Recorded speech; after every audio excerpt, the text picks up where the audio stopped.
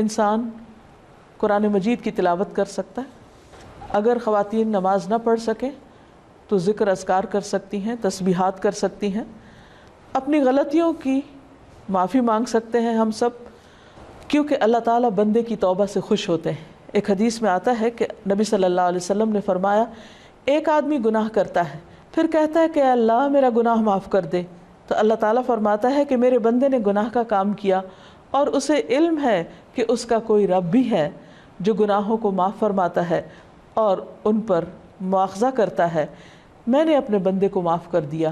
یعنی اللہ تعالیٰ اس بات سے خوش ہوتے ہیں کہ بندہ اللہ تعالیٰ سے معافی کی دعا مانگے۔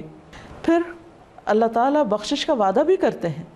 رسول اللہ صلی اللہ علیہ وسلم نے فرمایا کہ شیطان نے اللہ عز و جل سے کہا، مجھے تیری عزت اور جلال کی قسم، میں تیرے بندوں کو اس وقت تک گمراہ کرتا رہوں گا جب تک ان کے جسم میں روح رہے گی، یعنی جب تک وہ فوت نہیں ہو جاتے۔ اور اللہ تعالیٰ نے فرمایا، مجھے اپنی عزت اور جلال کی قسم، جب تک وہ مجھ سے معافی مانگتے رہیں گے میں بھی انہیں معاف کرتا رہوں گا۔ یعنی اللہ تعالیٰ کو معاف کرنا پسند ہے، اس لیے خصوصی طور پر لیلۃ القدر میں اپنے گناہوں کی معافی مانگنی چاہیے، کیونکہ اس میں قبولیت کی گھڑیاں ہوتی ہیں۔ اور استغفار کا فائدہ یہ بھی ہے کہ انسان عذاب سے محفوظ رہتا ہے۔ قرآن مجید میں آتا ہے کہ اللہ تعالیٰ ان کو عذاب نہیں دیں گے جب تک وہ استغفار کرتے رہیں گے۔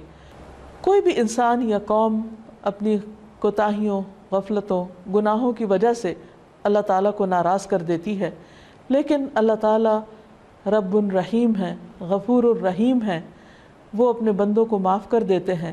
لہٰذا اس موقع پر ہمیں انفرادی توبہ کے علاوہ اجتماعی توبہ بھی کرنی چاہیے۔ قرآن مجید میں اللہ تعالیٰ فرماتے ہیں، وَتُوبُوا إِلَى اللَّهِ جَمِيعًا أَيُّهَا الْمُؤْمِنُونَ، اے مومنو سب مل کر اللہ سے توبہ کرو۔ اللہ تعالیٰ معاف فرمانے والا ہے، خواہ انسان کے گناہ آسمان کی بلندیوں تک ہی کیوں نہ پہنچ جائیں۔